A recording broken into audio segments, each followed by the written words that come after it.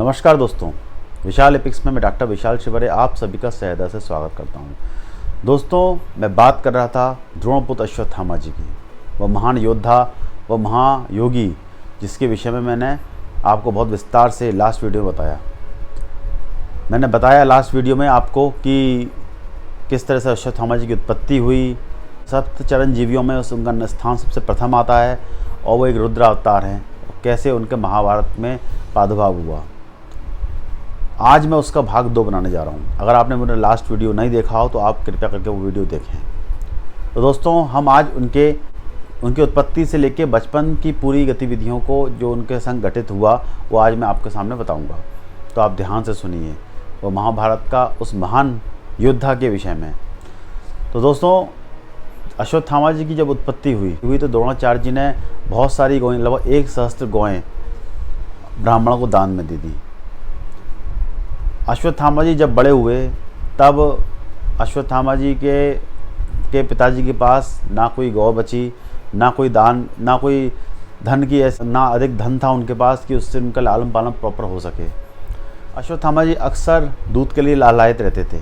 पड़ोस के ब्राह्मण बच्चों के साथ एक बार अश्वत्थामा जी खेल रहे थे तो उन ब्राह्मण बच्चों ने पानी के एक पात्र में आटा घोल के उनको पिलाया। जब उन्होंने ये पी लिया तो वो दूध समझ के कि मैंने दूध पी लिया, और अश्वत्थामा जी अपने बालपन के कारण बहुत प्रफुल्लित, बहुत खुश थे। जब इस घटना को द्रोणाचार्य जी ने जब देख लिया तो देखने के बाद द्रोणाचार्य जी के मन में बड़ा दुख हुआ कि मैं अपने पुत्र के लिए, जो स्वयं रुद्र अवतार है, एक गाय की व्यवस्था नहीं कर पा रहा, मैं दूध की व्यवस्था नहीं कर पा रहा। तब एक पिता को जब इस बात का दुख हुआ तब उन्होंने सोचा कि क्यों ना मैं अपने बचपन के मित्र द्रुपद के पास जाऊं। द्रुपद, जो भारद्वाज जी के ऋषि में द्रोणाचार्य जी और द्रुपद दोनों साथ पढ़ते थे, खेलते थे, वो उनके बचपन का मित्र था। द्रोणाचार्य जी बिना समय गंवाए अपने परिवार के साथ द्रुपद के, यानी पांचाल देश के राजा द्रुपद के पास गए। द्रुपद जो मरुद गणों में, यानी मैंने बताया था कि अंशावतार पर्व में जब सभी देवताओं ने, असुरों ने धरती पर जन्म लिया था तो उसमें मरुदगण के रूप में द्रुपद की उत्पत्ति हुई थी, ऐसा महाभारत में वर्णन मिलता है। जब द्रोणाचार्य जी द्रुपद के महल में पहुँचे तब द्वारपाल को द्रोणाचार्य जी ने कहा कि द्रुपद से कहो कि उसका मित्र द्रोणाचार्य आया है, वह उससे मिलना चाहता है। जब द्वारपाल ने उसको बताया द्रुपद को कि आपके मित्र मिलने आए हैं, तब द्रुपद को बड़ा क्रोध आया कि एक ब्राह्मण मुझे मित्र कैसे कह सकता है। फिर भी द्रुपद ने द्रोणाचार्य जी को अपने दरबार में बुला लिया।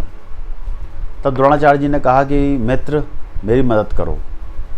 लेकिन द्रुपद इतना दुष्ट था कि उसने द्रोणाचार्य जी से कहा, मित्रता बराबरी वालों में होती है।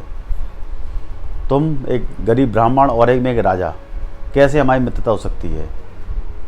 हम बचपन में तो अक्सर मित्र बन जाते हैं, पर उसका मतलब ये नहीं है कि मैं जीवन भर तुम्हारा मित्र रहूं। तुम्हें दान चाहिए, दान ले जाओ, लेकिन मुझे मित्र मत कहो। इस बात जब द्रुपद ने ऐसी बुरी बात उनसे बोली तब द्रोणाचार्य जी को बड़ा आघात लगा कि द्रुपद ये कैसी बात कर रहा है। दोस्तों, द्रुपद एक अच्छा राजा नहीं था। जो मैंने अभी तक जितना भी मैंने द्रुपद के विषय में पढ़ा, वो एक अच्छा राजा नहीं था, एक अच्छा व्यक्ति नहीं था, अच्छा व्यक्ति तो उसका नहीं था। एक तरह आप देखिए भगवान श्री कृष्ण और सुदामा की मित्रता। जब सुदामा भगवान श्री कृष्ण के पास जाते हैं तो भगवान श्री कृष्ण अपना दरबार छोड़ के बाहर आते हैं उसको लेकर, और सुदामा को हृदय से लगाते हैं। और ये मित्र था जिसने अपने मित्र को दरबार में बुलाया और उसको इतना बुरी तरह से अपमान किया। ये कोई अच्छी बात नहीं है। जब द्रोणाचार्य जी को इस बात का आघात लगा तो द्रोणाचार्य जी ने द्रुपद से दान लेने से इनकार कर दिया और वहाँ से चले। इतिहास गवाह है दोस्तों, जब किसी सच्चे ब्राह्मण के हृदय पर आघात हुआ है तो बड़े से बड़े राजवंश को उसने अपने टोधागनी से भस्म कर दिया है। अपन इसके बहुत सारे उदाहरण इतिहास में भरे पड़े हुए हैं। चाणक्य को ले लो, और भी बहुत सारे इससे अनगिनत उदाहरण हैं। बड़ी बड़ी सत्ताएं खत्म हो गई सिर्फ ब्राह्मण के अपमान के ऊपर। चाहे वो परशुराम जी का उदाहरण ले लीजिए, चाहे आप द्रोणाचार्य जी का ले लीजिए, चाहे आप चाणक्य का ले लीजिए, बहुत बड़ी बड़ी सत्ताओं को भस्म कर दिया उस ब्राह्मण ने। दोस्तों, जब द्रोणाचार्य जी को इस बात का आघात लगा तब वो बहुत दुखी हुए, लेकिन पुत्र की इस विलापता को देखते हुए उनके मन को थोड़ा सा पसीज गया। तब उन्होंने सोचा क्यों ना मैं हस्तिनापुर चला जाऊं। हस्तिनापुर में उनके गुरु भाई देवदत्त गंगापुत्र भीष्म, जो उनके मित्र भी थे और उनके गुरु भाई भी थे, उनके पास जाने का उन्होंने विचार किया और वो हस्तिनापुर की तरफ चले गए। हस्तिनापुर जाने के बाद रास्ते में कौरव और पांडव कीड़ा कर रहे थे एक बीटा के साथ। बीटा मतलब गेंद, उस समय उसको बीटा कहते थे। वो बीटा एक कुएं में गिर गई। कुएं में गिर गई तब सब कौरव और पांडव बच्चे जो खेल रहे थे उस बीटा को लेने के लिए कौन उस कुएं में कूदे, इस बात पे बहुत देर से बहस चल रही थी कि कैसे इस बीटा को बाहर निकाला जाए। इस घटना को जब द्रोणाचार्य जी ने देख लिया, द्रोणाचार्य जी तुरंत वहाँ गए और उन्होंने अपनी मंत्र शक्ति द्वारा घास के तिनकों के माध्यम से उस बीटा को बाहर निकाल लिया। उसी दौरान गंगापुत्र भीष्म वहाँ आ पहुँचे। उन्होंने देखा कि द्रोणाचार्य जी ने जब इस बीटा को निकाला तो वो समझ गए ये कोई महान अस्त्र विद्या को जानने वाला एक महान धनुर्धर है, एक महान व्यक्ति है।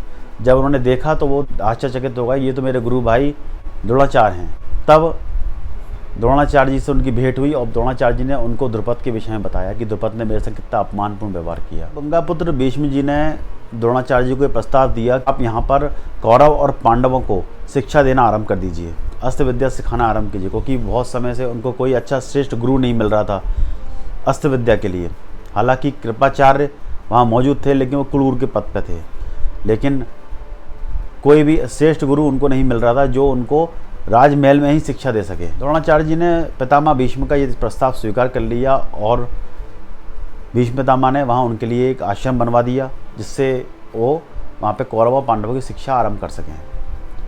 दोस्तों, इस घटना से एक चीज़ समझ में ये आई कि किसी भी ब्राह्मण ने उस समय, मैंने जितना भी अभी तक बहुत सारी महाभारत की कथाएं और कई कथाएं पढ़ी हैं, किसी ब्राह्मण ने किसी राज परिवार में नौकरी नहीं की, किसी राज परिवार को में जाकर के आश्रम नहीं बनवाया। लेकिन चूँकि द्रोणाचार्य जी द्रुपद से इतने आघात थे कि उनको ये कदम उठाना पड़ा। हालांकि उनके साले यानी कृपाचार्य वहाँ पहले से ही कार्यरत थे हस्तिनापुर में, क्योंकि राजगुरु के पद पे मौजूद थे।